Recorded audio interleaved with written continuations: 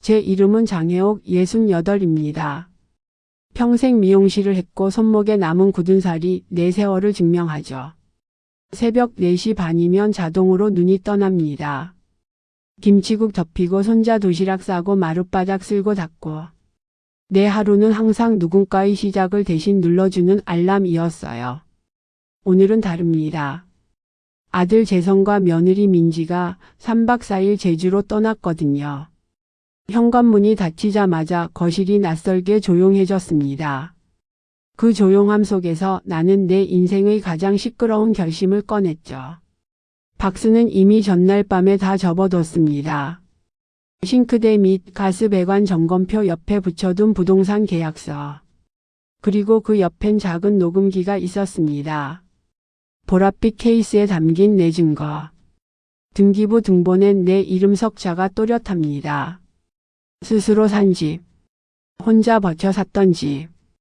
택배가 왔어요. 문 앞에 놓인 노끈과 보랏빛 펜. 나는 박스에 커다랗게 썼습니다. 이삿짐 장혜옥. 그때 초인종이 울립니다. 여행을 떠났던 둘이 지갑을 두고 갔다며 다시 돌아왔습니다. 텅 빈 거실.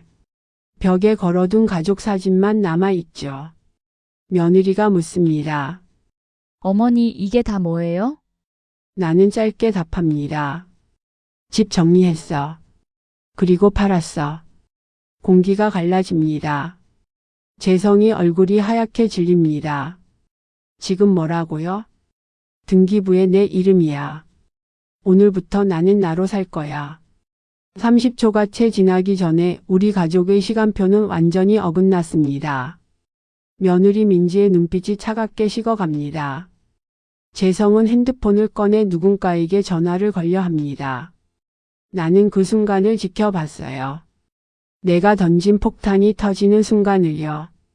충격을 던지고도 가슴은 떨렸습니다. 팔목이 욱신거립니다. 손이 아직도 염색약 냄새를 기억하고 있거든요. 다시 돌아가자는 목소리가 귓속에서 웅웅거립니다. 그러나 나는 거울을 봅니다. 허리 수술 이후로 한 번도 누워 쉬어본 적이 없던 사람의 얼굴. 아침을 삼키며 살았던 어깨. 그 어깨 위에 얹힌 말들이 떠오릅니다. 정확히 6시요. 수건은 따로요.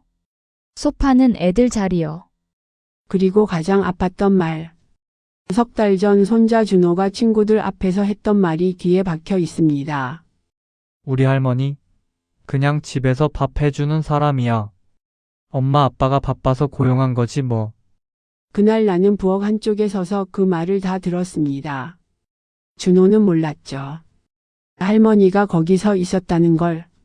숨을 죽이고 냉장고 뒤에 숨어 있었다는 걸. 그날 밤부터 나는 결심했습니다. 나는 가구가 아니라고요. 고용된 사람도 아니라고요. 나에게도 편이 있습니다. 단골 손님이자 친구가 된 노경자. 그는 몇 달 전 내 팔목이 부은 날 작은 녹음기를 선물했어요. 이상한 소리 들리면 그냥 기록해, 언니. 나중에 사람 말은 바뀌고 녹음은 안 바뀌어. 그날 이후로 나는 집안 말을 몇 번이나 담아뒀습니다. 요양원 부담돈 처분. 말은 칼이었고 칼집은 내 침묵이었죠. 그러나 이제 칼을 꺼낼 시간입니다. 부동산 사장은 계약서를 넘기며 말했습니다. 어르신 가족분이 알면 시끄러울 텐데 괜찮으시겠어요? 나는 고개를 들었습니다. 시끄러워도 이번엔 내 소리로 시끄러울 겁니다. 마음은 흔들렸지만 문장 하나가 등을 밀었습니다. 내 집, 내 이름, 내 결정. 택시에 타니 뒷좌석 창문에 내 얼굴이 떴습니다. 낯설었습니다. 그러나 낯선 얼굴이 오랜만에 내 것 같았습니다. 눈가에 주름이 깊게 패여 있었지만 그 눈빛만큼은 살아 있었어요. 셋째 날 장금이를 앞두고 그들이 다시 왔습니다. 비상이라는 표정. 며느리는 여행 캐리어를 끌며 말합니다. 어머니, 장난치지 마세요. 우리 학원비 결제일이에요. 집 파시면 저희는 어디서 살라고요? 나는 조용히 냉장고 문을 열었습니다. 안엔 내 약봉지만 남았죠. 말 대신 서랍에서 USB를 꺼냈습니다. 보랏빛 펜 녹음기 그리고 날짜가 적힌 파일. 재성이 목소리를 낮춥니다. 엄마, 우리가 언제 그렇게까지 말했어? 나는 재성에게 재생 버튼을 보여줍니다. 스피커에서 우리의 집이 쏟아졌죠. 먼저 3달 전 거실 대화. 요양원 알아봐야 하나? 계속 이렇게 모실 순 없잖아. 부담돼. 솔직히 병원비도 만만찮은데. 그리고 1달 전 부엌에서 나눈 속삭임. 엄마 명의 집이긴 한데 어차피 우리가 상속받을 거 아니야? 맞아. 공짜 사람 있으면 쓰는 거지 뭐. 나중에 다 우리 거야. 정적. 며느리의 숨이 얇아집니다. 재성의 얼굴이 창백해집니다. 그건 그날 잠깐 감정이. 나는 말을 자릅니다. 감정은 사과로 풀 수 있지. 습관은 약속으로 풀어. 클락션 소리가 창밖에서 울립니다.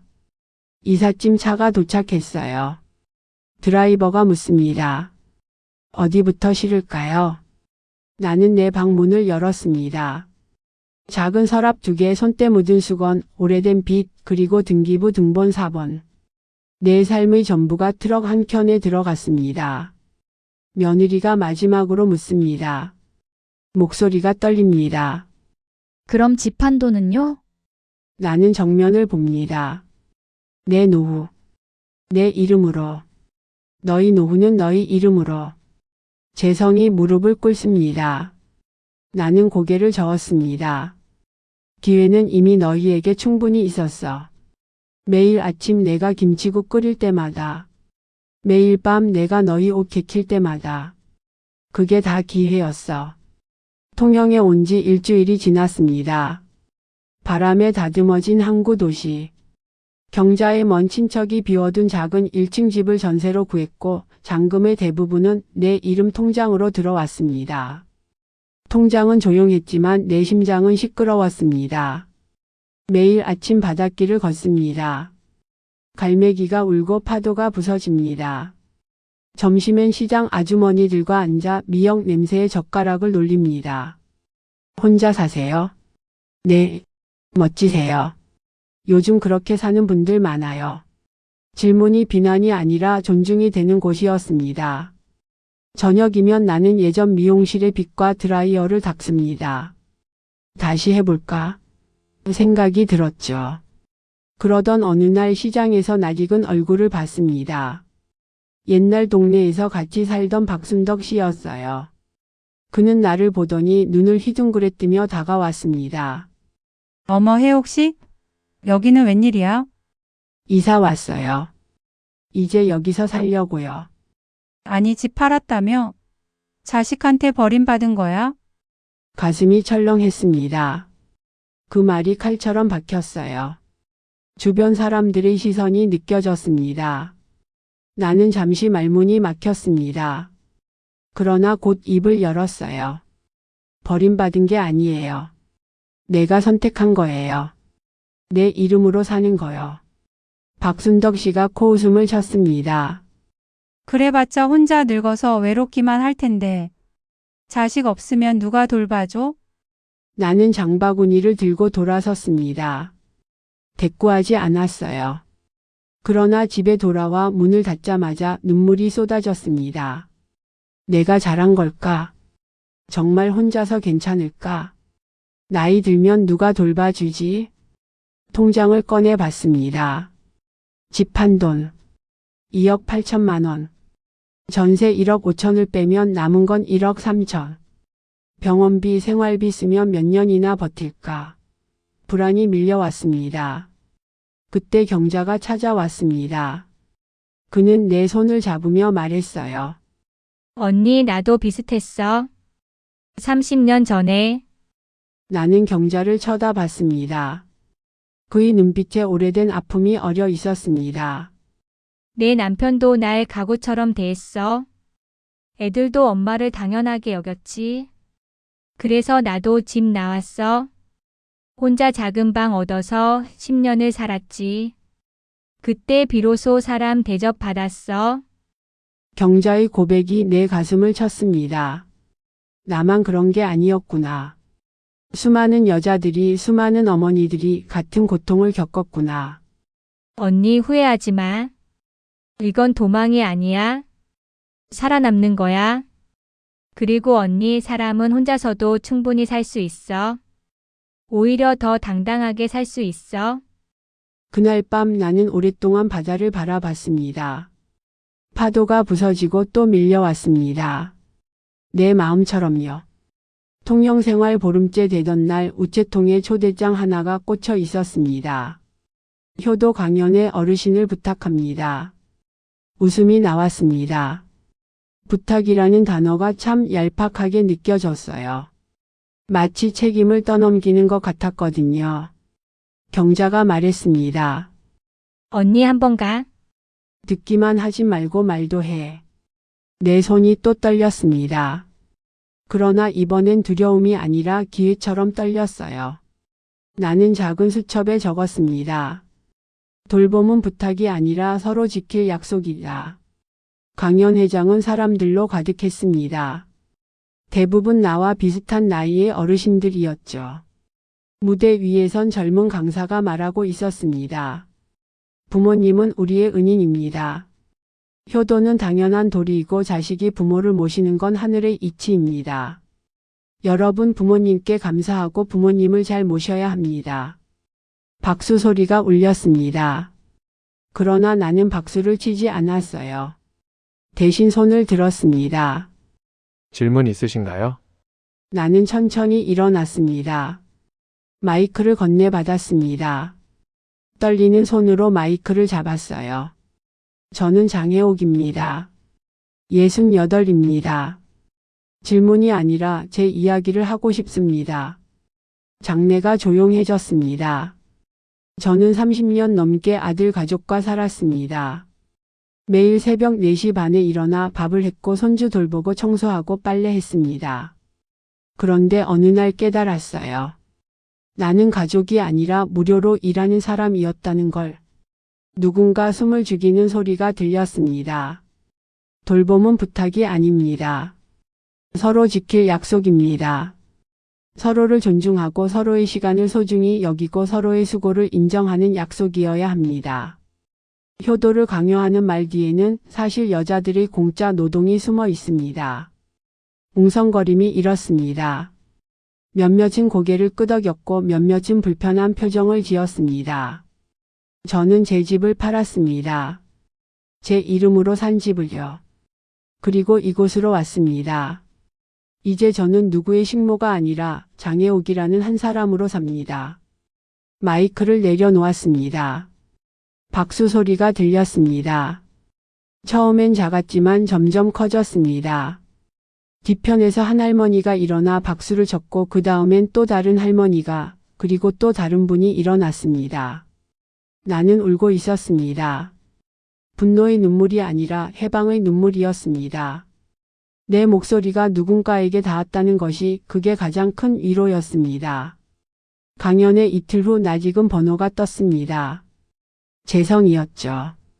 엄마 통영으로 갈게. 할 말이 있어. 한 달 만에 만난 재성과 민지의 얼굴은 많이 변해 있었습니다. 야위었고 지쳐 보였어요. 재성이 먼저 입을 열었습니다. 엄마, 우리 집 구하려고 알아봤어. 전세가 최소 2억이야. 그제야 알았어. 엄마가 우리한테 얼마나 큰 걸 내줬는지. 민지가 고개를 숙입니다. 어머니, 제가 정말 잘못했어요. 매일 후회하고 있어요. 어머니가 해주신 모든 게 당연한 게 아니었는데. 사과는 생각보다 진심이었습니다. 눈물도 진짜였어요. 그러나 그 다음 말이 나왔습니다. 아이들 때문에 방 하나만이라도 같이 쓸 수 없을까요? 학교도 옮겨야 하고 애들이 너무 힘들어해요. 가슴이 쿵 떨어졌습니다. 돌아가자는 오래된 습관이 발목을 잡았습니다. 손자 준호의 얼굴이 떠올랐어요. 그러나 나는 수첩을 펼쳤습니다. 거기 적힌 한 줄. 선을 긋는 것이 사랑을 버리는 게 아니다. 나는 조용히 고개를 끄덕였죠. 같이 살진 않을 거야. 대신 앞으로 어떻게 지낼지 같이 정하자. 돌봄은 감정이 아니라 서로 지킬 약속으로 하자. 재성이 눈을 깜빡입니다. 무슨 뜻이야? 나는 미리 써둔 종이를 꺼냈습니다. 제목 우리 가족 약속. 매주 장보기 한 번 이 시간 차비는 따로. 병원 갈 때 같이 가주기 차비와 시간 인정. 손주 돌보기는 한 달에 2번 3시간까지. 그 이상은 미리 부탁하고 시간당 15,000원. 명절이나 집안 행사는 가고 싶을 때만. 서로 쉬는 시간 존중하기. 돈 쓸 때는 각자 자기 이름으로. 그들은 당황했습니다. 재성이 떨리는 목소리로 물었습니다. 엄마, 우린 가족인데. 이렇게까지 해야 해? 돈까지 받는다고? 나는 재성의 눈을 똑바로 봤습니다. 가족이니까 더 확실해야 해. 사랑은 희생이 아니야. 서로 존중하는 거지. 그리고 이건 돈 문제가 아니야. 내 시간을 값으로 인정받는 거야. 그리고 나는 또 다른 종이를 꺼냈습니다. 제목 내 재산 돌려받는 서류. 민지가 그 종이를 보더니 얼굴이 창백해졌습니다. 어머니, 이건. 몇 해 전에 너희가 내 재산을 미리 애들 이름으로 옮겨두자고 했지. 나는 반쯤 그러려고 했어. 그런데 이제 알아. 내 이름은 내가 지켜야 한다는 걸. 내가 살아있는 동안 내 돈은 내 이름으로 있어야 해. 재성이 무릎을 꿇으려 했습니다. 나는 그를 붙잡았어요. 일어나. 무릎 꿇을 필요 없어. 대신 약속을 지켜. 그게 진짜 효도야. 민지가 눈물을 닦으며 말했습니다. 어머니 말씀이 맞아요. 저희가 너무 당연하게 생각했어요. 이제부터 약속 지킬게요. 밤바람이 미용 가위를 스치고 지나갑니다. 적막한 방에서 나는 지난달 녹음 파일들을 하나씩 지웠습니다. 증거는 충분히 역할을 했고 이제 내 생활은 싸움이 아니라 함께 지키는 약속이어야 하니까요. 지우기 버튼을 누를 때마다 내 안에서 오래된 주방의 불이 하나씩 꺼졌습니다. 대신 켜지는 불이 있었습니다. 통영 골목 미용실 간판불. 해옥 미용실 네 글자가 저녁 햇살에 반짝입니다. 내일 첫 손님은 경자입니다. 나는 거울 앞에 서서 내 머리부터 단정히 말아 올렸습니다. 거울 속 내 얼굴이 웃고 있었어요. 오랜만에 보는 진짜 내 미소였습니다. 문자가 왔습니다. 엄마, 이번 주말에 애들 데리고 내려갈게. 3시간만 약속대로. 밥은 우리가 살게. 나는 짧게 답했습니다. 그래. 약속 지키자. 잠시 후 민지에게도 메시지가 왔습니다. 어머니, 시장 가격 알아봤어요. 장보기 리스트 보낼게요. 영수증도 바로바로 보여드릴게요. 그리고 예상치 못한 문자가 하나 더 왔습니다. 손자 준호였습니다. 할머니 보고 싶어요. 제가 잘못 말했어요. 할머니는 고용된 사람이 아니라 할머니예요. 할머니 미용실 간판 사진 보냈는데 진짜 멋있어요. 다음에 가도 돼요. 눈물이 흘렀습니다. 이번엔 슬픔이 아니라 희망의 눈물이었습니다. 나는 천천히 답장을 썼습니다. 준호야, 할머니도 보고 싶어. 약속 정해서 오렴. 할머니가 맛있는 거 해줄게. 3시간만. 할머니도 쉬는 시간이 필요하거든. 내가 처음에 적어둔 수첩 첫 페이지를 펼칩니다. 돌봄은 부탁이 아니라 서로 지킬 약속이다. 내가 다짐했던 말이 이루어지고 있었습니다. 등기부 등본 4번을 다시 봅니다. 검은 글씨로 적힌 내 이름. 오래된 꿈이 오늘에서야 현실이 되었죠. 어느새 눈가가 졌습니다. 울음은 분노가 아니라 안도였습니다. 나는 마지막 문을 잠그고 간판불을 껐습니다. 내일은 처음으로 일을 돈으로 받고 사랑을 약속으로 나누는 하루가 시작됩니다. 창밖으론 통영 바다가 보입니다. 파도가 부서지고 갈매기가 날아갑니다. 나는 그 풍경을 바라보며 조용히 중얼거렸습니다. 나는 가구가 아닙니다. 나는 사람입니다. 그리고 한 번 더 또렷하게 말했습니다. 내 이름은 장혜옥입니다. 누구의 엄마도 누구의 며느리도 아닌 그냥 장혜옥. 책상 위엔 내일 올 손님 예약 명단이 놓여 있습니다. 경자, 시장, 아주머니 둘 그리고 낯선 이름 하나. 새로운 사람들과의 새로운 시작. 내 손으로 내 이름으로 일구는 하루하루.